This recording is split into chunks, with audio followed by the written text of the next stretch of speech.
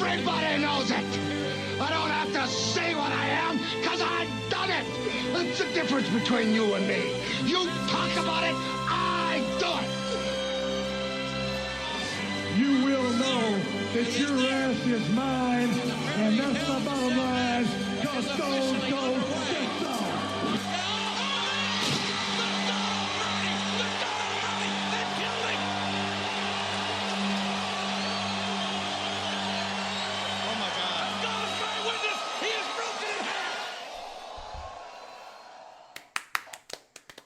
Welcome to the East Side Dave and Son Wrestling Show. Thank you, Stanley Mac. Stanley Mac, the man of the hour, the man with the power. Stanley Mac. Today, it's a big East Side Dave and Son Wrestling Show, as we're going to give a little our thoughts and opinions about the SummerSlam that just happened, and then, of course, preview AEW All In Wembley Stadium.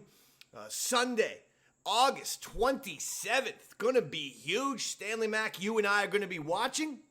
I got the pay-per-view. A miracle. It's been ordered. It's been confirmed. For once, I decided, you know what? These pay-per-views, they never come through. Or they don't get uploaded. I don't know what that. There's always a problem with Verizon Fios. And so I said I'm gonna order it on Tuesday. Days before it's going to be on, and so now it looks like we are going to be good to go. So we got a lot to cover, but we're starting the show off with obviously awful news, and we wanted to start the show off, with this at the very top. But as you all know now, Bray Wyatt has passed away at the age of 36. And that's a devastating loss for professional wrestling. It really is. I know Stanley Mac, he was your guy. Yeah. That was it. Probably my favorite of all time. Yeah, probably your favorite ever. You're a Piper guy. You're a Stone Cold guy. We share a lot of similar wrestlers. But I guess I would compare if Piper was my guy that I started watching when I was like 7 or 8, that's what you were with Bray Wyatt, isn't it? Because like you got into wrestling around 2015, and wasn't that the WrestleMania where Bray Wyatt squared off with John Cena the first time? That was 2014. 14. Also, that was 2014. Like to forget about the bad bookings on Bray. Right, but I mean, my point being. You've been watching this since you were a little kid, right? Yeah. So like it's kind of like I would that's my analogy that this guy is your Piper. It really took me though to the Funhouse days for me to really get all of it and stuff. Gotcha. Yeah, I was always a fan myself, including when he worked with the Wyatt family. I like that. I like the goat masks and the whatnot. And there's a lot of people who do kind of a scary type of a gimmick, or they're spooky or this or that. But Bray Wyatt did it the best. Yeah. And it's sort of like, other people shouldn't do it if you can't do it like Bray Wyatt. Ultimately it's always about, who is delivering the message. And some people can tell a joke and some people can't. And if you give the same comedian or if you give a comedian a good joke and then you give just a regular person, they might not deliver it well. And it's like there's a lot of wrestlers who deliver or do the horror stuff or the psychotic stuff, but Bray Wyatt did the best. The one thing recently. The one thing I can say though about Bray is his whole career, which I actually told Dad this, was sort of like one whole storyline. So one whole storyline was for his career. Now explain this. He always goes back to the past, always goes back and will reference his old promos, and it's almost like it was one whole big, ginormous thing. Yeah, that's interesting. I never thought of it like that. So his entire career is basically one big storyline. That's fantastic. You think of it like that, it's a very fresh approach. So it's really sad, when he came in, The Fiend. We saw Bray Which match? We were at SummerSlam where it was Finn Balor Bray, but that wasn't the Fiend. That was when Finn Balor was the Demon, right? Yeah. And that was a great match. You know? That was a great match. I enjoyed that match. Did you? Yeah, that was a good match. Yeah. How many other times did we see Bray Wyatt in person? We saw him once at Raw. I saw him at the Raw 30, but we also saw him at Raw. Remember? Right. There was that one Raw where there was that face Raw off. 30. Who did he attack Mick Foley on that? LA Knight. Oh, okay, LA Knight. Okay. But didn't he attack Mick Foley when didn't the Fiend attack Mick Foley? He did. Well, I'm just trying to ask, do you remember any of the details? Yeah. Okay, what were they? Oh my gosh. What do you mean? Well, I mean, just what were the details? Yeah, I don't remember exactly. I thought that was the Raw 30. Wasn't No, that was one Raw in 2019. I think that was his second or third attack. Okay. All right. Interesting. What are some of your favorite Bray Wyatt moments, though, you think? Has to be the Funhouse match against Cena. Yeah. Okay. And At WrestleMania Night 2 from a couple years ago? his return at Extreme Wars. The return at Extreme Rules recently, right? That was fantastic. 2022. Yeah. And, and I'm trying to think about... Debut of The Fiend at SummerSlam. But yeah, that was against Finn Balor now. And that was really, really cool how Finn did the Demon against regular Bray at SummerSlam. And then a couple of years later, now it's Bray's turn for the Supernatural and Finn's the regular guy. I like that a lot. In terms of, and I wanted to do one, so one of his best just pure wrestling match was during 2014 Elimination Chamber when Wyatt family took on the Shield. Yes. If you remember those. Oh, yes. Those are great. Okay. Yeah, I got to go back and watch that.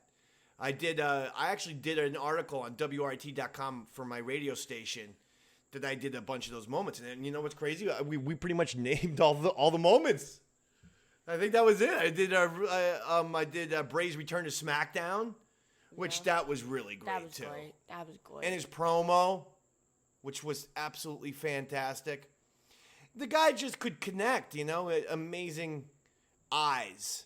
You could just absolutely connect with Bray Wyatt when he was on your TV screen. That's for sure. Once you were attached to him, you couldn't help but not go back to his old promos and see if there's anything that relates to True. now.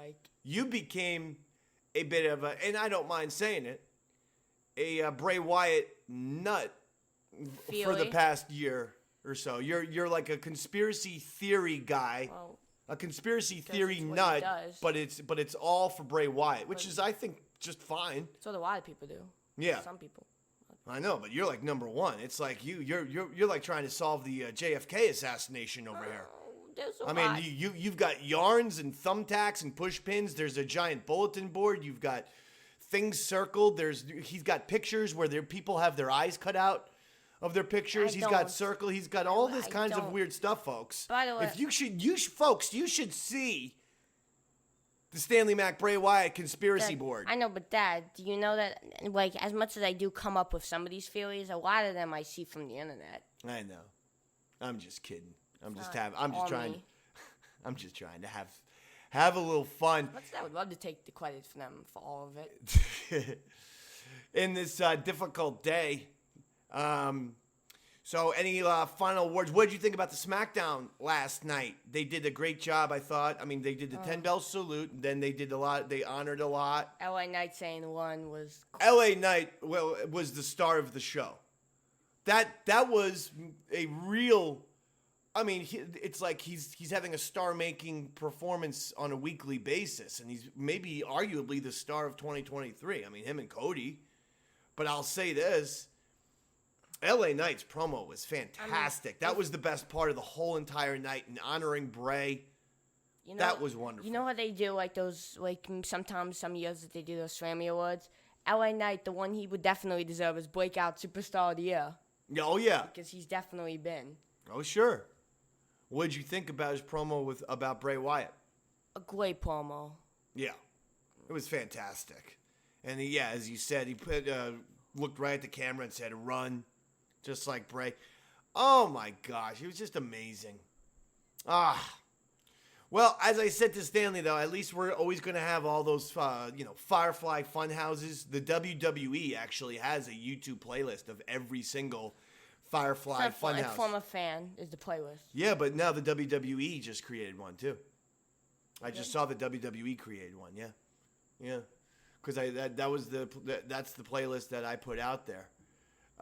So you got that, and you got all the matches and all the pay-per-views. So, there it is. But one of the greatest wrestlers of all time. I'll say that. One of the greatest wrestlers of all time. And definitely, I would say probably, definitely one of my, if not my favorite of the last 10 years. For sure.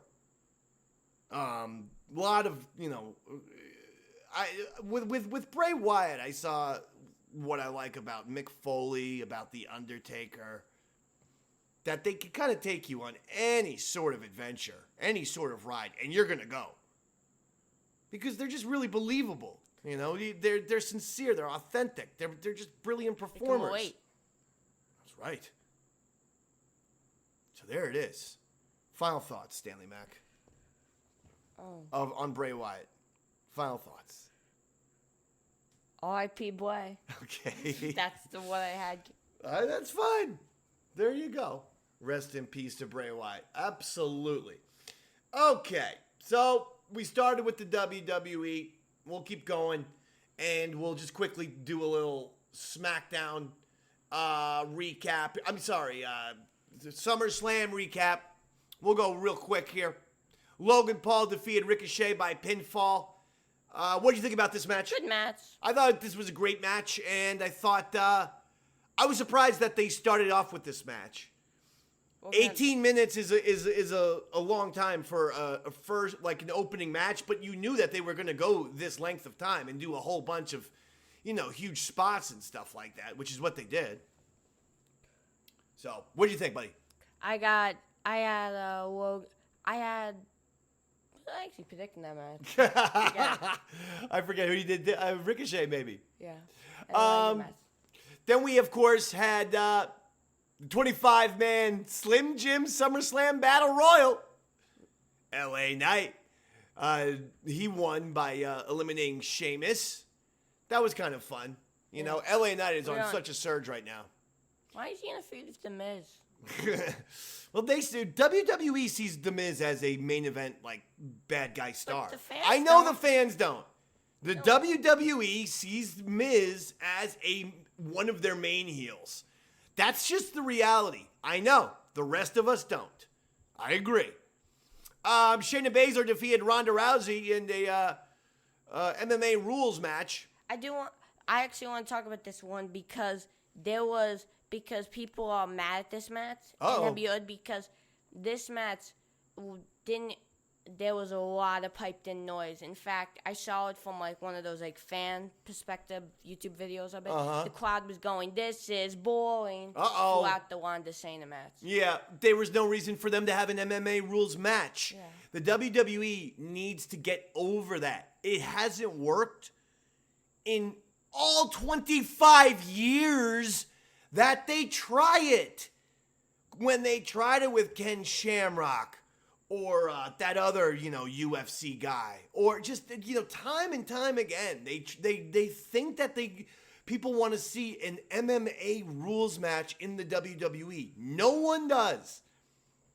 It's really bad UFC. So what you do is you do professional wrestling in the WWE and you do good UFC in the UFC. That's it. You don't do bad UFC in the WWE. It doesn't make for a good experience for anyone. So I didn't like it either. Gunther defeated Drew McIntyre for the Intercontinental Championship. I believe you missed the Cody match. I want to save that for last, brother. Gunther defeated Drew McIntyre for the WWE Intercontinental Championship. Honestly, it was a good match. I feel like I was coming out of it expecting a little bit more.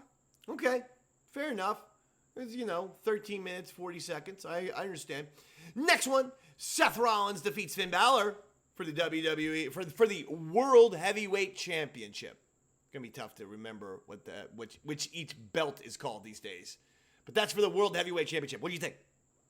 Good match. Good match. Good match? Huh?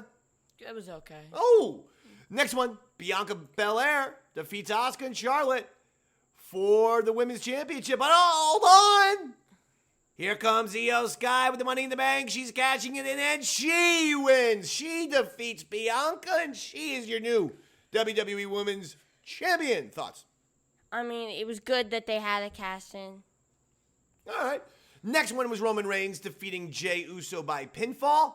Tribal Combat. This got a little criticism because Tribal Combat, one of the main rules apparently is absolutely zero interference in a Tribal Combat. Both Solo and Jimmy. Right.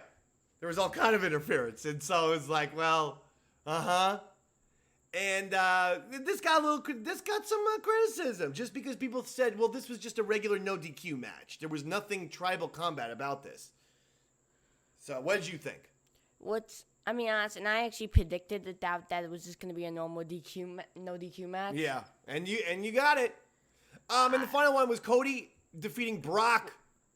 Oh, wait, we didn't even give our thoughts about Jimmy. Wait. Oh, Jimmy? Okay, go ahead. Give us our thoughts about Jimmy. Jimmy turning on Jay.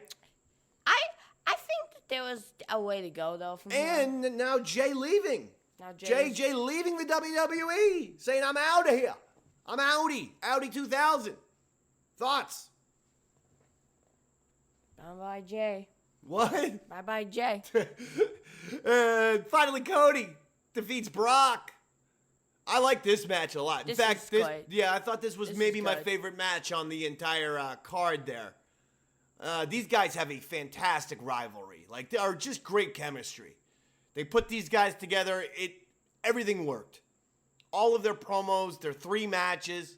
I really enjoyed the whole Cody versus Brock feud. Again, I think there's a place you can go with this. And I know this is going to sound crazy, but I think by the time we get to Survivor Series, why not have Brock join the Bloodline? Sammy set precedent that outsiders can join the Bloodline. Roman's going to need more muscle. He's got Solo. He's got Jimmy. But Jay left. He wants more muscle. And you bring in, because of the Paul Heyman connection, Brock. But here's where it's interesting. This is the way you end the Bloodline. Is that when Cody A loses to Roman at WrestleMania, and then B, Heyman and Brock finally at that point backstab Roman because now he's officially a loser, and they're not going to be ordered, by a non-champion anymore. So Brock and Paul betray Roman. What do you think about that? Well, sadly, I was going to make a prediction similar, but I forgot. That's okay. So you like my prediction? Yeah, but Dad, you know what I think, Dad? So if you remember on SmackDown, what was it? Paul Heyman had a phone call, remember? Yeah. And he said a magician or something like that never revealed the secrets or something like that. Yes, sir. And how he got the source. What if that person was Brock? I just wanted to give that. Okay. All right. Paul, on that red phone of his, he was talking to somebody, and we didn't know who was on the other end. Maybe it was Brock. See, I think that would be good. I think that would be really, really good. So let's think about that. And like I said, I thought the Cody match was excellent with Brock. And I really feel strongly that they have had just an excellent rivalry overall. Okay? Well, let's get to AEW All In, brother. Okay, Wembley Stadium, Stanley, Mac, they're saying biggest crowd in wrestling. Okay, they're saying biggest paid attendance. Like actual tickets sold. They're saying this is the biggest at 81,000 now. And the reason why that they're saying, WWE has announced larger attendances in the past, but that's because they also count all of the employees in the arena, the security, the police, the wrestlers themselves. That doesn't count. The backstage, right? They never say tickets. They go largest, largest in stadium attendance or something. They use very specific language to get around the fact that, they bolster their numbers by counting even the parking lot people and stuff. Okay, this isn't fair. It's wrestling, man. What are you people have been doing this kind of thing for 100 years. But they're saying for tickets sold, the AEW All In at Wembley has sold the most tickets. I don't know. I mean, I'll take their word for it. I'll take everyone's word for it. And now WWE's been saying the most first-day tickets sold. So, let's get into it. We are going to start right off the bat with the World Tag Team Championship. In fact, it's the ROH World Tag Team Championship, and the big deal is, this is MJF and Adam Cole. They're going to kick off the entire show.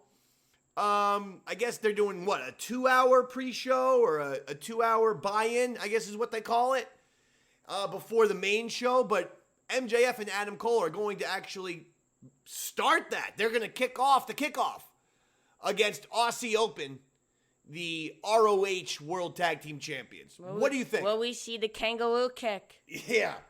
I believe that they're gonna attempt it, but I think it's gonna fail, and we're gonna see still champs. You think so? Yeah. See, I just think MJF and Adam Cole are coming away with a win here, because wouldn't you want to set the tone for Wembley of, this is gonna be a big fun event, a party, and that Adam Cole and MJF, they're gonna get a huge pop from the crowd. No one cares about Aussie Open, for in all honesty. I have no idea who these guys are. Mark Davis and Kyle Fletcher.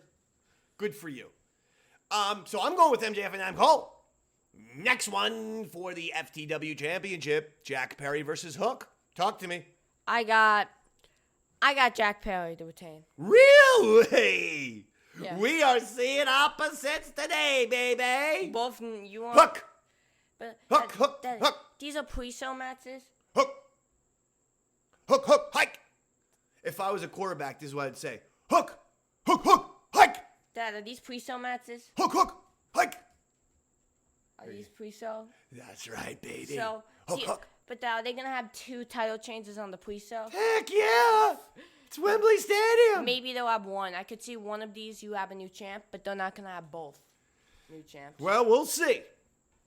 Let's get into what probably is going to be the main show now.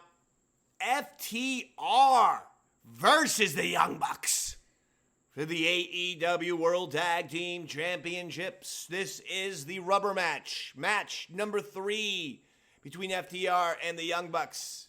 One apiece. They each have a win. Who's coming away with the victory? I got FTR. Really? Better have I'm not even kidding. The Young Bucks, I think, are going to come away with the win because they're booking the tag team division. And if they get a win over FTR in front of 81,000 people in Wembley, then they're going to be bragging, this makes us the greatest tag team of all time. Look what we did to FTR. That's it.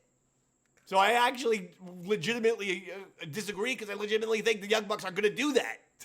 They will. I really They'll hope. put themselves over. Oh, no. They can't. They won't be able to resist. Next one, 4-way match for the AEW Women's World Championship.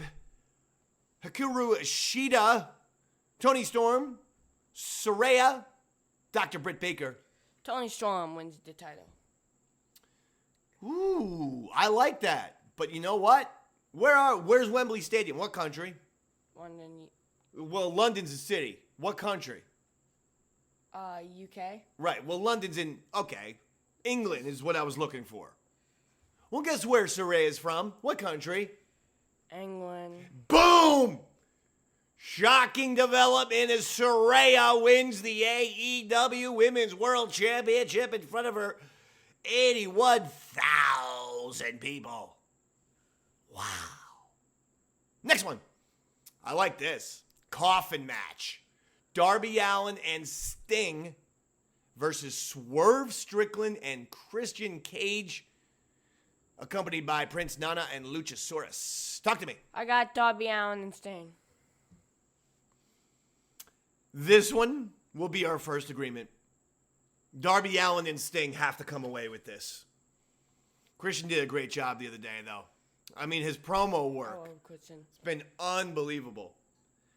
But he got hard on that young prodigy kid.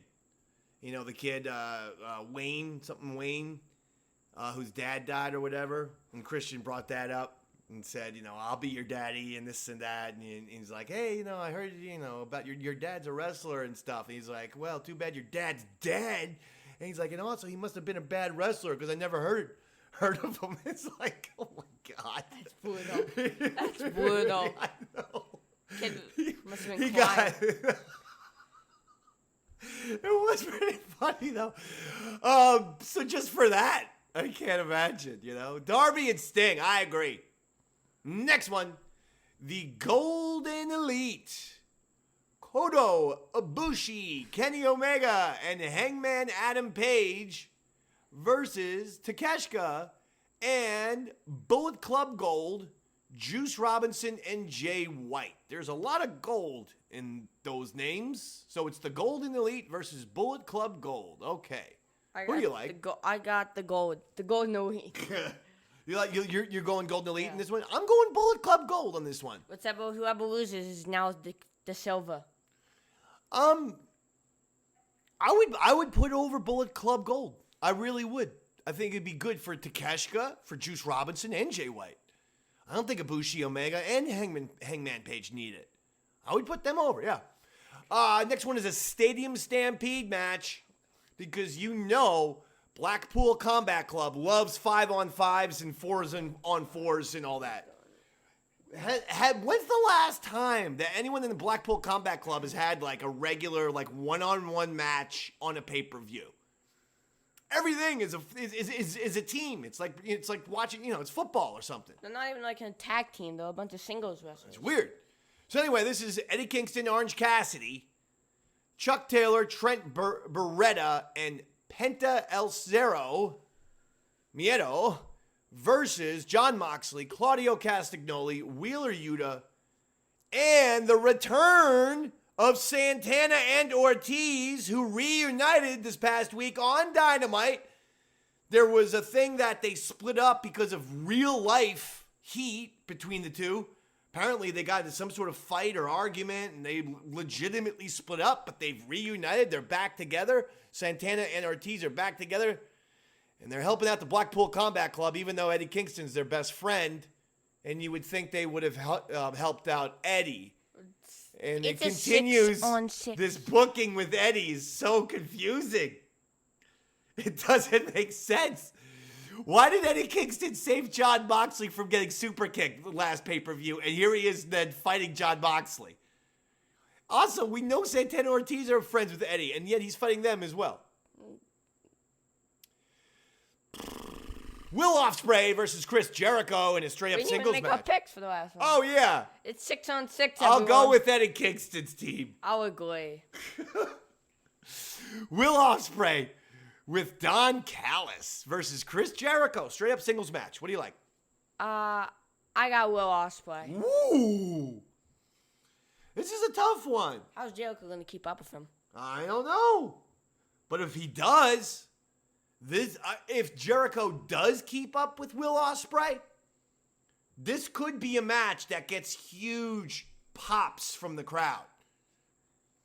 If Jericho can keep up. And I think Chris Jericho wins this match. Can you believe that? I think so. Maybe all it takes is one of the worst elbows in wrestling. Oh! The Judas effect. Wow. That's what it is. Now for the real World Championship. CM Punk, the real world champion, versus Samoa Joe, singles match. Because Punk won at that collision match, otherwise I would have had Punk, but I think Joe's going to win. Wow, that's shocking to me, because I definitely think Punk is winning this fight.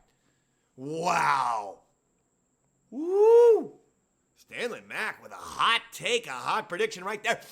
House of Black versus the Acclaimed for the AEW World Trios Championship. Billy Gunn returned to Dynamite and made a point to say, hey, guess what, House of Black?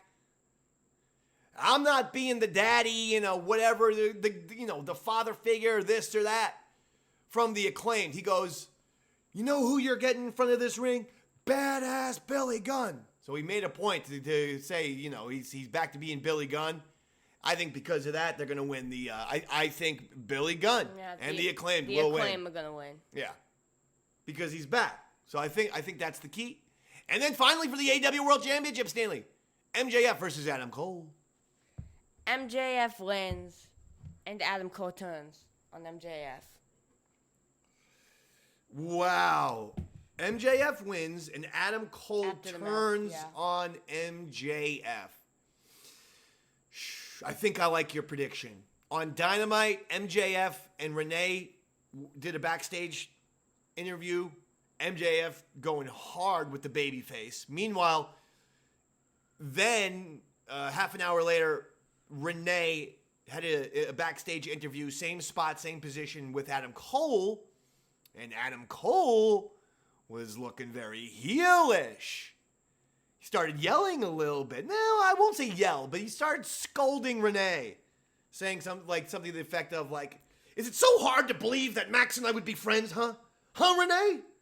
I was like, uh-oh, Adam Cole going a little heelish. So I think I like your prediction. And I'm actually going to take it for myself. MJF is going to win this championship. And don't do that. That's a big pick. Well, okay, can I make my prediction then? Fine. MJF is going to beat Adam Cole. And what's going to happen is Adam Cole's then going to turn on MJF, and that's a Davey Mac exclusive. You heard it here first prediction on no other podcast. You said what? That prediction. What was your prediction? Adam Cole would turn on MJF. Don't rip me off, man. You just heard me give a Davey Mac exclusive on as heard on no other podcast, including this one. So, all in all, I'm looking forward to All In tomorrow. And, hey, man, fall is going to be here before you know it. Survivor Series is going to be here before you know it. The WWE writers say, actually, everyone says that WrestleMania starts with, WrestleMania season starts with Royal Rumble. He says the writers, for the writers, it actually starts with Survivor Series. Which I can see. So, point being, all that stuff is right around the corner. Final big show, the summer, Stanley Mac. Excellent job, my friend. Great SummerSlam. Looking forward to AEW All In. And obviously, we want to give another shout out to the late, great Bray Wyatt, one of the absolute best wrestlers of all time. Thoughts and opinions, Stanley Mac. Some final words about anything you would like to say. Go ahead. As I find the music here. Here it is. Go ahead. Final thoughts and opinions from Stanley Mac. Looking forward. Go ahead. Looking forward to All In. Looking forward to All In? That's your final word? Yep. Okay, my final thoughts are, don't forget my prediction of MJF will defeat Adam Cole, and then Adam Cole will turn on MJF. Thank you so much for listening to that Davey Mac exclusive prediction as heard on no other podcast, including my own. For Stanley Mac, my name is Davey Mac. You've been listening to the Eastside David Son Wrestling Show. We'll miss you, Bray Wyatt. Good night.